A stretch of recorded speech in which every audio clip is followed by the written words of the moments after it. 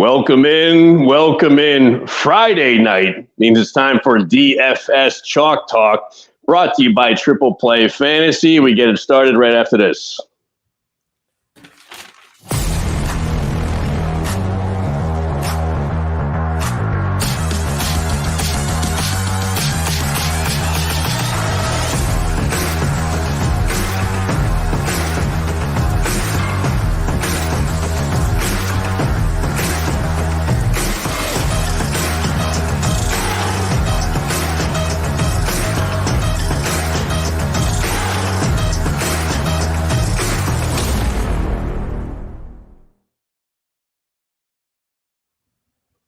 Oh, yes, indeed. It's time to get out of that kitchen and rattle those pots and pans. I am your host, Jeff Masha, and you know I never go about this alone. I got my two boys here. Michael, what's going down, my friend? Not much, man. Just coming down off of New Year's a little bit, having a good night. Liking that we're doing this on Friday night instead of Saturday this week. That's kind of cool. I'm digging it. Right on. And Joseph's sporting his favorite T-shirt all of a sudden. In ode to The Rock, who made his official WWE comeback this week, finally, Tommy Cutlets has come back to DFS Chalk Talk, baby. If this is your first time joining us, we do all things DFS. Typically do the Sunday slate, but we got a great slate over the weekend. We got a couple games tomorrow. We get the rest of them on Sunday. No Monday Night Football. No Thursday Night Football this week. It's Week 18. A lot of stuff going on. A lot of people being left out. A lot of injuries. So having said that, I'll lead that into Joe. Jump into who we got injury-wise, and then who we got kind of just simply sitting out because of playoff scenarios. Yeah, and that's where we're at more than anything. Injury-wise, we're not too bad this week, but we'll start with that Saturday slate. It's a two-game slate. You got Pittsburgh playing for their playoff life at Baltimore. Baltimore locked into that number one seed after a couple of impressive wins 2 weeks in a row. So basically, you're not starting anybody from the Baltimore offense. Lamar Jackson's not playing. We know Odell Beckham's not playing. Zay Flowers is not playing. The assumption is Gus Edwards will not play. Justice Hill probably wouldn't play much. So, you're looking at the Nelson Aguilars, the Batemans. They got the young tight end. I can't remember his name off the top of my head. We're Isaiah Likely? No, he's going to sit too. They even got a bigger scrub than him who will be playing this week. So watch out for Baltimore. Charlie Kohler. Yes, there it is, Mikey. Thank you. Other than that, you're a full go with Pittsburgh, Houston, and Indy. They're all playing to get in, so you can roll all of those guys out as you will. No real injuries other than Noah Brown for Houston. So Robert Woods, it looks like, will slide in to the number 2 wide receiver spot opposite of Nico Collins for Houston in that game. Zach Moss is questionable for Indy, but Jonathan Taylor has taken back that job. From a Sunday perspective, and let me take a deep breath here because there is a lot. So really, you put it in two groups. The teams playing to win on Sunday: Tampa, Green Bay, New Orleans, Jacksonville, Seattle, Philly, kind of, Dallas. The teams not playing their starters because they're already locked in: the Rams, the 49ers, the Chiefs, the Browns. The only team who hasn't officially announced any of this yet is Detroit. The assumption is them being locked into the 2 or the 3, that they're going to sit their guys too, but be on the lookout for that. So I'm not going to, that's a lot of guys, but you're not playing any 49ers. That's McCaffrey, who's hurt too. So that's a two-way street for McCaffrey. No Debo, no Purdy, obviously. So, Elijah Mitchell, great play this week for the 49ers, if you really think about it. No Matt Stafford, no Cooper Kupp, no Kyron Williams officially, no Mahomes, no Kelsey, no Joe Flacco, no Amari Cooper. So that's the gist of it from that perspective, but keep an eye out on that. That's probably the biggest key of the week from a DFS perspective, is understanding who's playing for something and who isn't. Right on. And add to the Rams one, I heard that they're starting Nakua, but they're going to be pulling him after he gets 29 yards, which breaks the rookie receiving record. So we'll keep an eye on that. Hopefully that comes to play. This guy has just been a stud all year. So what we got checking in there, Mike? We got Jerry Bagshaw. He comes in and he says we got Baker has some big contract incentives to win this week. There's quite a few players that do. That's another thing to bring up right there. Like, you definitely have like DeAndre Hopkins. I believe he's like 7 catches and 48 yards, or maybe it's 58 yards. It's one of the two, away from $1.25 million. That's the biggest one that I'm aware of off the top of my head. But yeah, definitely look those up. There's definitely a lot of them out there where it's like, 40 more yards, 50 more yards for these guys to get $200,000-300,000 more $1,000. So be on the lookout for those kind of players to make those kind of plays, because I guarantee you they're yelling at quarterbacks, especially DeAndre Hopkins. He's a must start in my opinion this week for that reason. Certainly something to factor in, and a lot of different scenarios too. One of the more interesting ones that I've seen in a long time is the Buffalo Bills. They could either get the 2 seed or they could be gone in certain scenarios. So it's just interesting the way things line up in Week 18. Never a dull moment, but from a DFS standpoint, that doesn't necessarily make it easier on us to put a lineup together. Joe, it looks like you had something on your mind to say, or you just kind of okay? Just a big itchy ear. I see. I got you. And you were using your screen to have our viewers and everybody else take a look at it. So well done. It could have been worse.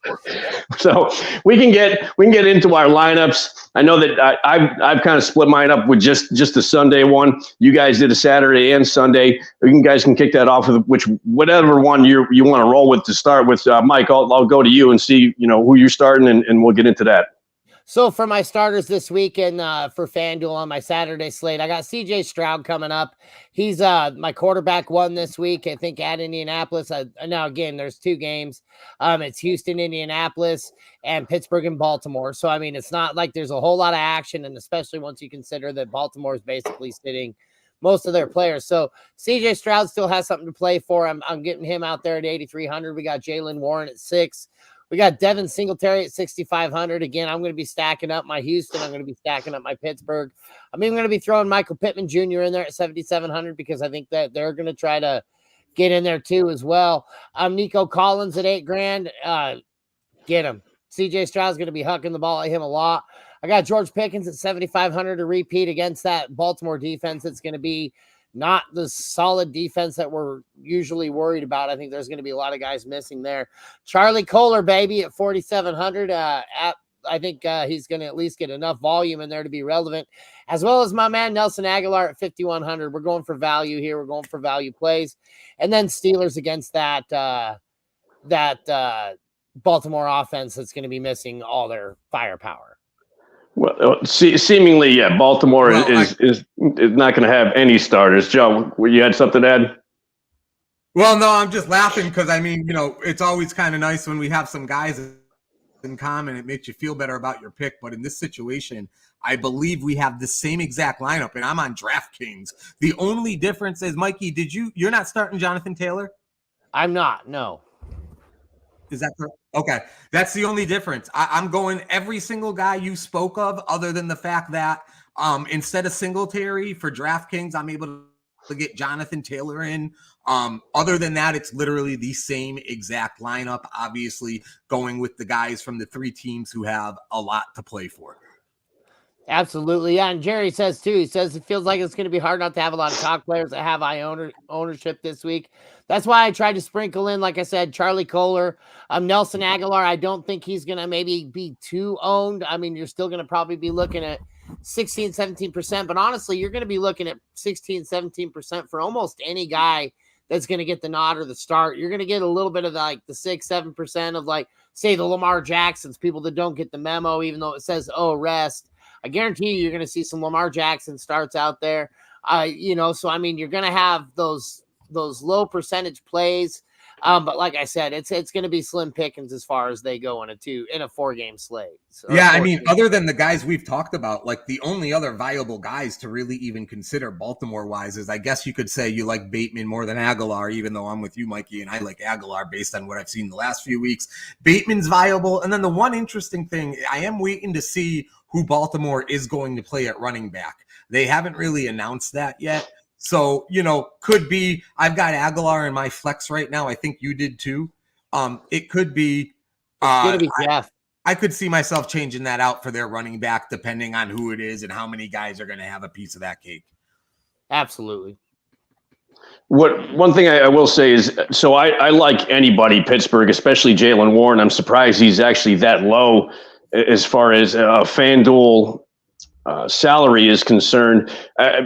Obviously, you got some concerns with Nelson Aguilar, Charlie Kohler. Where did this guy even? I don't even know where this guy came from. Was he sitting in Joe's living room last week? I'm not too sure. And Nelson Aguilar, we know he's got hands of stone. So I guess we'll see what happens there. And as far as Bateman, is that Jason or Justine are we talking about for Skippy Handelman? So, and I actually don't mind. I think that was it. Tyler Huntley. He's playing quarterback, I guess, for the Ravens this weekend. Yep. Yes. So I don't mind that play. At least that guy's a runner. He reminds you. He's almost like a Lamar Jackson light a little bit, and gets you some yards on the ground. As far as who he's going to throw to, I guess we'll see. So. You know what's interesting? Like, and I agree, and I don't think Baltimore is going to lay down, even though they're playing their backups. Like, I don't think Pittsburgh's going to win this game 41-10. I think Baltimore's still going to try. It's just not going to be with their starters. But like, more like, you know, normally I'd be all over any team that has something to play for, who's playing against a team that's got nothing to play for. But honestly, like, and as we get to Sunday, like, I'm not sure Jacksonville's going to beat Tennessee, especially with a Trevor Lawrence that's banged up at best. You know, people talk about the way the Bears have looked lately going into that game against the Packers, where obviously the Packers are looking to win that one. That's another one where, like, it wouldn't shock me if Justin Fields puts up a winner tomorrow at all. So it's going to be interesting to see how those scenarios play out. Right on. And Joe, we'll lead into yours since we are discussing those. If you want to throw that up on the screen there. So we're going to go to so I'll go to Sunday now, because, again, my Saturday lineup was exactly the same as Mike's, other than Jonathan Taylor. So let's dive into the Sunday slate, which is more obviously the classic slate with most of the games. And here we go. Here's I'm new and horrible at this screen share thing, but, you know, again, gravitating towards the guys, and I'll give the list again real quick. Tampa Bay, Green Bay, New Orleans, Jacksonville, Seattle, Dallas, Philadelphia, kind of all playing for some sort of playoff positioning or to get in. Rams, 49ers, Chiefs, and Browns, we know for sure are sitting guys, and the assumption is Detroit will be sitting them too. So that being said, we're going to start at quarterback. We're going to go Jordan Love. You know, he's been phenomenal for the Packers lately, going over 20 fantasy-wise.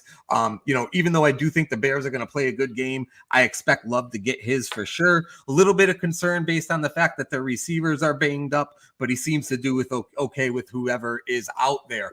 I love Jalen Hurts in general. I have a hard time not playing Jalen Hurts every week, but from everything I'm reading, I don't think I feel comfortable playing any Philly players this week. I know they need to win against the Giants to win that division, and I know that their starters are starting, but I don't think they're playing long, especially if they get out to a lead early. Sirianni, he has talked about resting guys and finding a balance. And Devonta Smith, who's been their most effective fantasy wideout, I believe he's questionable anyways with a legit ankle injury. Oh, no, Devonta Smith is out. So we know he's not playing already. So I really wouldn't play a lot of Eagle players, even though they do have something to play for. Dak Prescott would be the other quarterback that I would feel really good about going into the Sunday slate. Move the running back really quick. We're going with Rachaad White for Tampa Bay, riding his wave. They're playing in Carolina. They need to win for a playoff spot. That's a great matchup. We're staying on the James Conner train. He's been phenomenal for Seattle since he's come back, or for Arizona since he's come back from injury. He's got Seattle this week, and just to really take a look, he's over 22, 3 out of the last 4 weeks on DraftKings, and it's just been a ton of targets and a ton of carries and a ton of touches in general. We're going to go Mike Evans to lead the wide receiver group. Again, that Tampa game, really important for them to get the win. I would say, you know, Baker Mayfield is banged up and questionable. My assumption is he is playing. If Baker Mayfield wasn't able to play, I probably would take Mike Evans out. Got to find some value at the wide receiver spot this week.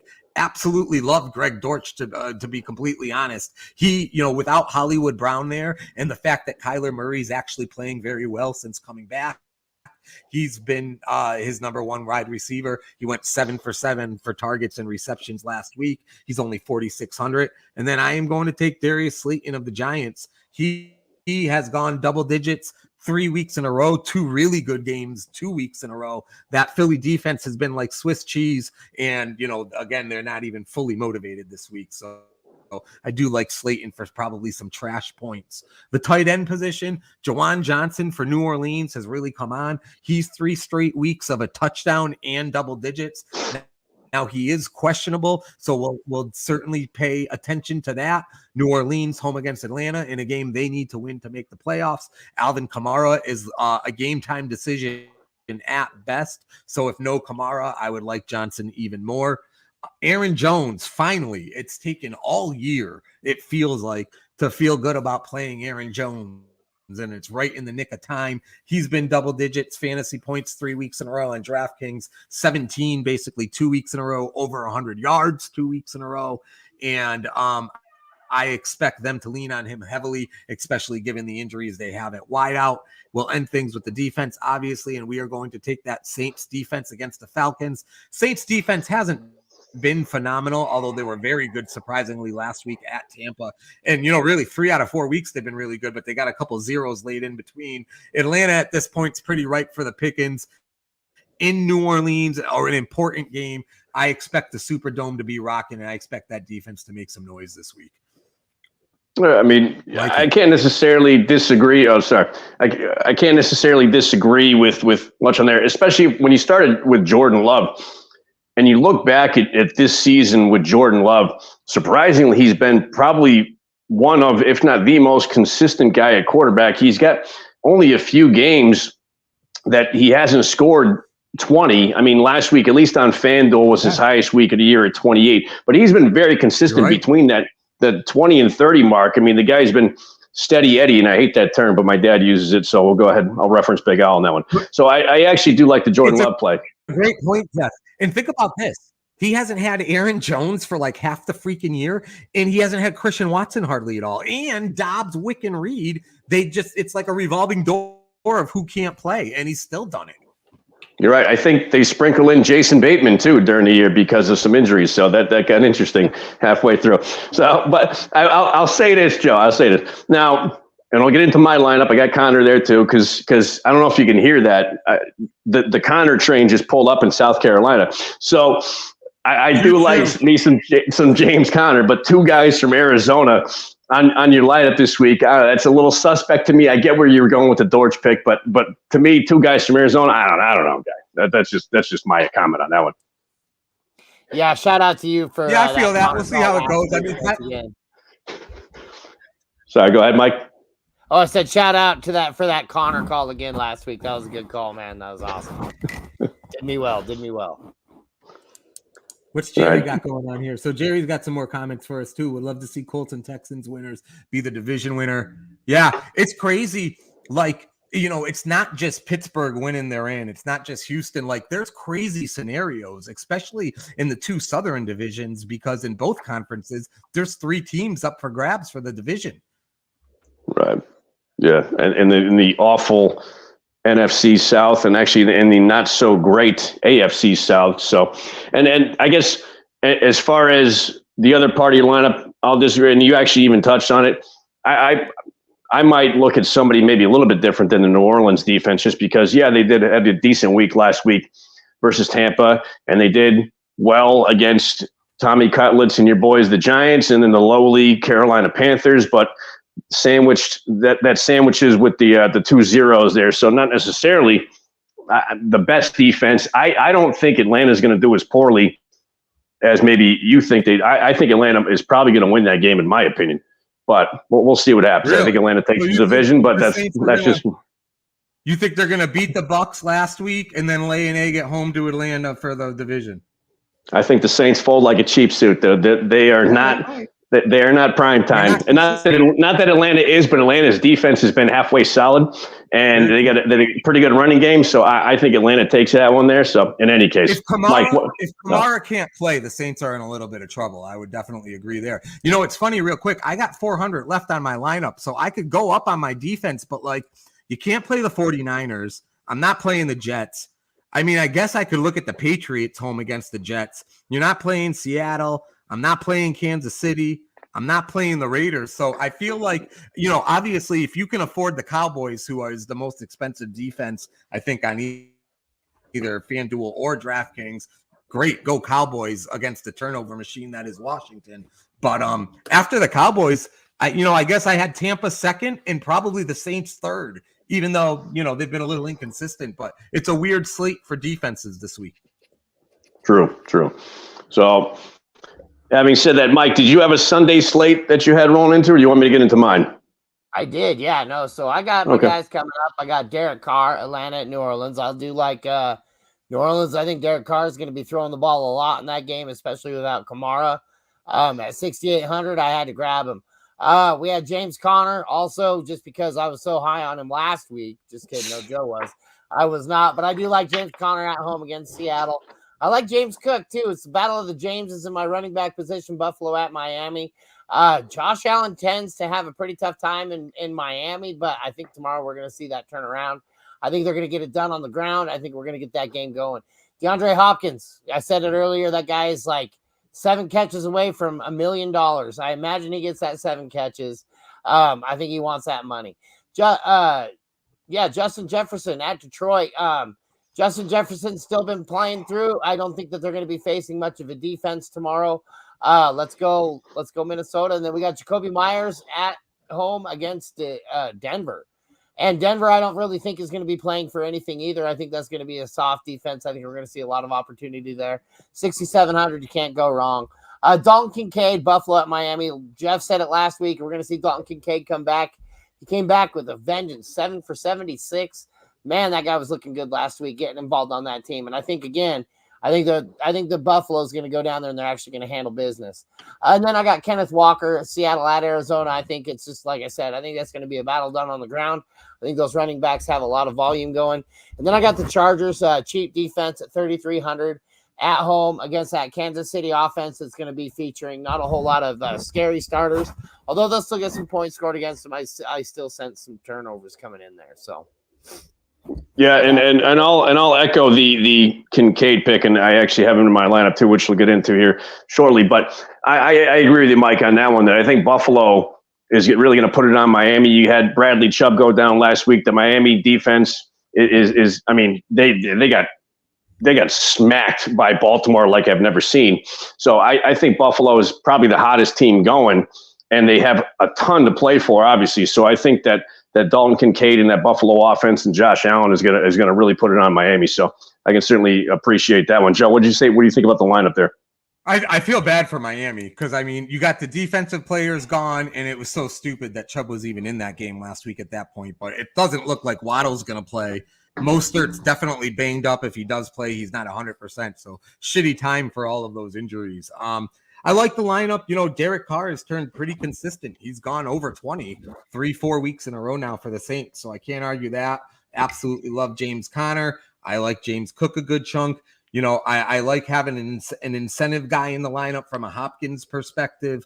And he's a guy who can give you number 1 production without costing number 1 price.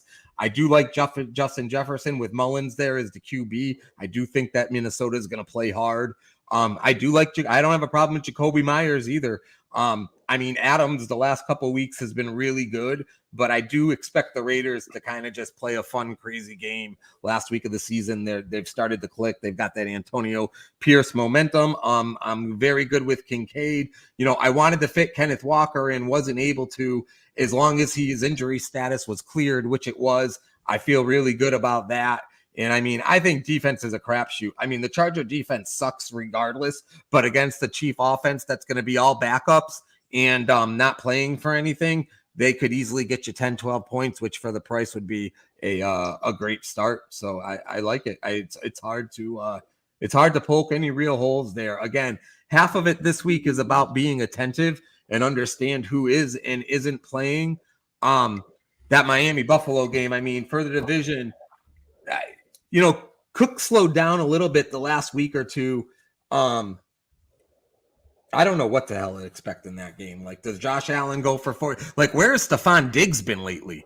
And does that change this week? Because that's been kind of weird. He's never been inconsistent, and now all of a sudden, you just don't know who Josh Allen's throwing to from week to week anymore.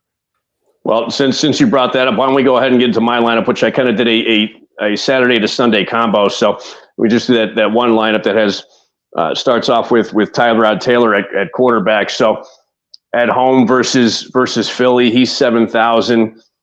As Joe mentioned not too long ago, Philly's defense has just been about as atrocious as it gets. Tyrod Taylor's been in the league now for, I think, 27 years for 30 different teams. So this guy's got experience up the wazoo. So I think he actually had a pretty good game last week. He had over 300 yards.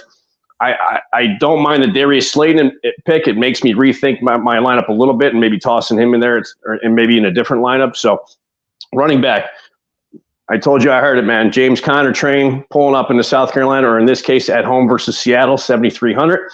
Jaylen Warren, I like anybody from Pittsburgh at Baltimore. Baltimore seemingly doesn't give a shit. So 6,100. Jaylen Warren, I think, is been kind of more the guy than Najee has been. Warren is more yards per carry. He just seemingly is a little bit more favorable than Najee Harris has been this year. So wide receiver, I got DJ Moore at Green Bay. He's 8,000. I think Chicago is actually going to have a pretty decent game. I expect Justin Fields to have a good amount of yards and DJ Moore to be the recipient of more the targets than anybody. The one thing I'll say, one more down, Stephon Diggs. You mentioned him. Now, look at Diggs, those numbers.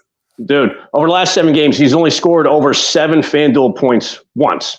This is the first time I have picked Diggs this year. Reason being is what I just mentioned about the Miami defense and what Buffalo has going for it. But this is not the Stephon Diggs that we saw last year. It's about as atrocious as it gets. I mean, Greg Dortch has outscored Stephon Diggs recently. Who could say that? So, and the targets are still there when you look at it too. That's kind of even crazier. It's bad. It's bad. I'm rolling the dice with the Diggs, but I just think they're going to put up a decent amount of points against Miami, and hopefully Diggs gets a halfway decent amount of targets and gets in the end zone at least once. Then you got Justin Jefferson, 9,000. He's at Detroit. Said Minnesota's playing for a spot. Detroit, maybe not necessarily. They might be a little bit lax, and Jefferson is the number 1 guy in the league. So we'll see what happens there. Tight end, Dalton Kincaid. Already discussed him. He's going to be, rookie this year. Next year, this guy is going to be up there as far as, tight ends, behind Kelsey and Andrews and those guys. Kincaid's going to be mentioned up there as far as those guys are concerned. You're absolutely right. Flex, I got Jamal Williams. He's at home versus Atlanta, 6,000. Just a little bit of a value play. He did pretty good last week. He had a decent game stepping in there when Kamara went down. And I expect him to have a decent amount of touches. Like I said, I think Atlanta comes out on top this game. Their defense is playing well, but hopefully Williams gets some carries and gets some decent yardage out of that. Maybe gets in the end zone once. And then defense, I got the Chargers at home versus Kansas City. Not because I like the Chargers defense. It's the fact that it was 3,300 and Kansas City does not have anybody really playing for them or anything to play for that matter. So a cheap defense to fit in everybody else in my lineup. What do you guys got? Well, I have quite a few of the same plays. Stephon Diggs is a ballsy move, but you did the same thing last week with Dalton Kincaid. I like it. So I might have to fade a guy and throw in Diggs myself and actually move him over Kincaid. Oh, and actually, hold on. Before I get Joe's comments, just because, yes, I'll tell you what. I'll give Joe a good amount of credit for James Conner last week. But if you recall on our final blitz, one of the options that we wrote down or had Trans-Siberian, if you're watching, my friend, we appreciate you, was I took DeMarcus Robinson and you gave me crap over T. Higgins. And what? DeMarcus Robinson, I think ended up with 6 for 92. Well, and T. Higgins ended up one catch for 11 yards. Did T. Higgins get hurt though? But you're absolutely right. And I remember watching it and I'm like, what is the freaking chance?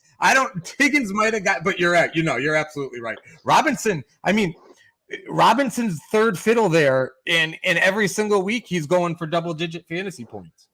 So I just want to at least, if we're going to give Joseph some credit on that, I gotta at least put a little towards him for that T. Higgins pick. When I do that, I mentioned that anytime I pick Higgins or Boyd, that's what they do. They go for one catch for 7 yards. Anytime I pick either one of those guys, that's why I wasn't going to do it this time. So, anyways, any other criticisms about my lineup there, Joseph? I was looking at Tyrod Taylor, but when you actually look at quarterbacks, you're saving some money at 7,000. The only thing I would say is, Carr's 200 less. So if you went Carr the way Mikey did, I certainly would be okay with that. Probably prefer it a little bit. But I actually do think Tyrod Taylor is going to have a good fantasy day. I think he's a little annoyed that he got skipped over for DeVito earlier in the season once he got healthy. And I do think he's going to play hard. I think Saquon Barkley is going to play hard, knowing that it might be his last game there. So I do expect the Giants to throw some points up. So I don't really mind that one. The one thing you said that I might check you on a little bit, and I got to look here, Najee Harris has really all of a sudden kind of come on. Put that dude a foot in the ground last week with that stiff arm. I mean, just shoved him a foot down in the dirt, rubbed some dirt in his face, and then proceeded to go for 5 more yards. Najee's been running angry this year. He has. So those last 2 games, Mikey's absolutely right. I mean, 46 carries for exactly 200 yards and 3 touchdowns over the last 2 games. So I like Warren because he catches the ball, and as you can see here, clearly, Najee does not. But Najee is running and scoring touchdowns right now when they need him most. True, and that's over the last 2 games, though. If you look kind of earlier from that, Jaylen Warren was simply on fire, and he hasn't become irrelevant. And I just think in this game against a Baltimore lineup that really is going to be kind of passive, I think Warren, especially for the price, is kind of the guy I want to roll with. So, and that's the part too. You're saving 700 by going with Warren too. And if Harris gets the touchdown, but Warren doesn't, Warren probably makes those touchdown points up with what he does receiving, which Najee wouldn't do it. So, not knocking it, but at the same time, Najee all of a sudden has woken up, which I didn't expect that because he's looked like shit for like the last year and a half. Never mind. Yeah, no, he was on a lot of my rosters this year because I wanted to see this resurgence, and I'm glad he finally did it the last week that I didn't have him because once fantasy leagues are over, oddly enough, wasn't in the championship. So, yeah. But your wideouts are loaded, no doubt about it. No problem with Moore and Jefferson as long as the weather is okay. And that's one other thing in general. Any East Coast game on Sunday probably is going to have some sort of precipitation, if not full-on snow. So that's something to look at. But as long as Green Bay isn't a weather issue, I love DJ Moore. Baltimore, the one thing I wanted to look – or not Baltimore. The one Buffalo thing I wanted to look at real quick is never mind Diggs and the inconsistencies there. I could don't give me Gabe Davis. Don't give me Gabe Davis. I could stare at Gabe Davis's freaking fantasy line throughout the year and just not even know what the hell to think about it. Here it is. Let's see what we got here. I mean, if Diggs is inconsistent, Gabe Davis is just, I don't even know where to go with that. So I absolutely do believe that if you're going to take a Buffalo receiver, it is both Kincaid and Diggs are your best 2 shots, especially in, that is a must-win game. Although the only thing that sucks is Buffalo's going to know, being the 8:00 game, what happened with these other games. So they'll know what they're really playing for once they hit the field on Sunday night. I like Jamal Williams if Kamara doesn't play. I don't really love it if Kamara plays. Real quick, 6,000, and I understand price-wise, it's a little bit of slim pickings here. Sorry if I just made everybody throw up with the screen thing. We'll be better next year with this. Looking real quick, Shaheed 6,000. If Kamara doesn't play, I really like Williams for 6,000. If Kamara plays, maybe I think about going Shaheed. I don't know, maybe Ferguson. Although, do you really want to? Yeah. I'm not gonna, especially again if Kamara's out, Williams is a phenomenal play at 6,000. If Kamara's playing, I'd probably still stay with the Saints and either go Williams or Shaheed. Jerry Jeudy, you would have thought last week with no Sutton, he would have had a big game for Denver, but he still sucked. So you can't really go there. So and that Charger defense again, you're playing the fact that the Chiefs aren't playing their starters. So I wouldn't be shocked if there's some trash defensive points for the Chargers in that game either. I guess, and to go off of your point with the Bills, regardless of what happens during the day, yes, they're the late game, but they're still playing for the division and the 2 seed if they win that game. So it doesn't really, I guess it doesn't necessarily matter. Even if the scenario works out where they're in regardless, they're still playing for the division at that point. So I don't see them letting off the gas. Who needs to win for the Bills to be in a situation where if they lose, they miss the playoffs? So let's see here. So if Buffalo loses coupled with a Pittsburgh and Jacksonville win, that means they're out. And if all that happens, they can still get in if Houston or Indianapolis ends up in a tie. So that's a lot going on there. I happened to look that one up, and as unlikely as it may be, we've seen stranger things happen. So we have, and Indy plays the most insane games in the world. So honestly, I expect that game to be a freaking roller coaster. Oh, I hope Houston and Indianapolis tie. Everybody who's watching right now, just do that hashtag Houston Indy tie. We'll get that rolling for tomorrow, and that'll be fun. So there you go. But I'm telling you right now, Jerry Bagshaw is an honorary DFS Chalk Talk member because he just said it. Well, I said it 4 weeks ago. I said it 3 weeks ago. James Conner has been matchup proof since he came back. He ran all over the 49ers. He ran all over the 59ers. He ran all over the 69ers. And this week it's the 79ers. That guy is just running mean.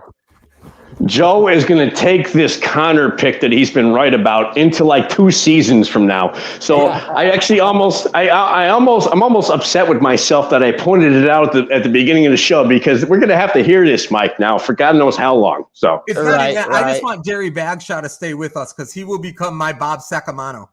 There you go. I love it. Well, having said that, any parting words from you gentlemen until we get into the games tomorrow?